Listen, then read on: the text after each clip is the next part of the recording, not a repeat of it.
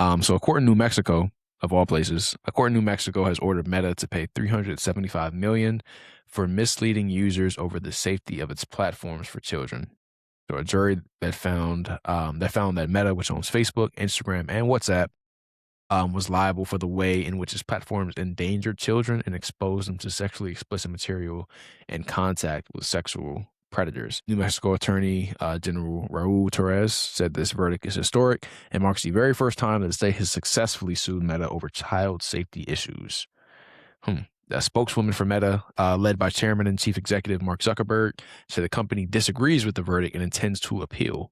She said, "We work hard to keep people safe on our platforms and are clear about the challenges of identifying and removing bad actors and harmful content. We remain confident in our record of protecting teens online." 375 million. That's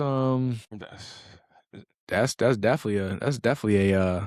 uh a healthy fine. I mean, but when you kind of think of it in the grand scheme of things, that that ain't Meta company has like a $1.5 trillion market cap with a net income, I think of last year like 60 billion. It's hard to see that really.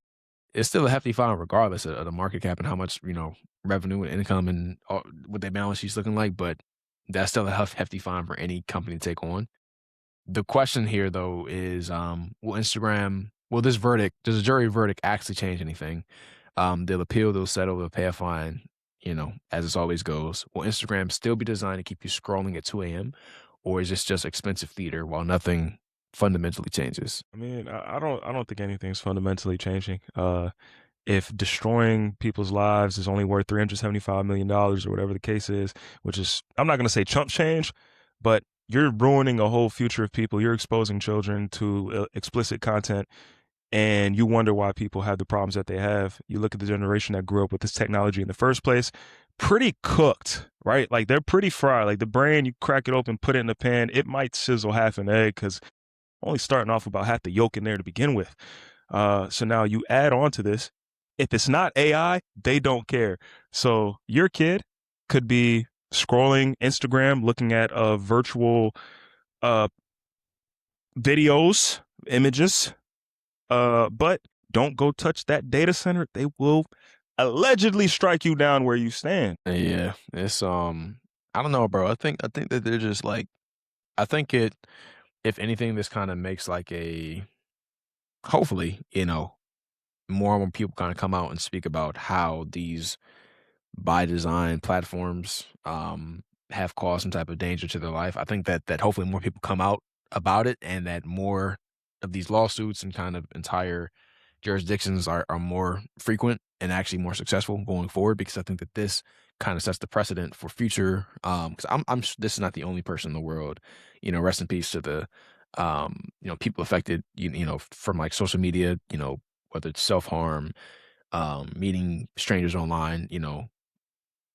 Like what I'm saying, none to that. But hopefully this kind of sets a precedent for future, verdicts and things like that. But I mean, like I said, when I think about it, and like I said, I look at this in the grand scheme of things. Over 3.5 billion people use Meta's ecosystem every single day. This is over 40% of the entire world's population. So between Facebook, Instagram, WhatsApp, or Messenger, 3.5 billion people, bro. And this That's bro, that is so $375 million, scary to think about, bro. not even $1 a person. That's scary. That's scary to think about, bro. So I know for a fact that this is not um the only young woman affected by this addictive design and some of its implications. But I don't think this fundamentally changes anything. We haven't seen Meta, because the whole their business model is trapping people's attention.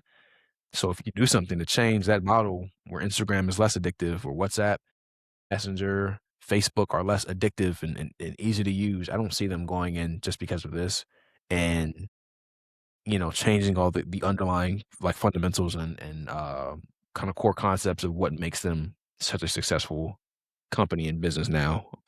When you are touching, or at least getting access to 3.5 billion people every single day, I don't think whatever amount of money you have to pay is going to make you go and really like reconsider how you have algorithms and how you have things set up. So No, it's scary. It's scary for sure that these things like happen and they happen as often as they do.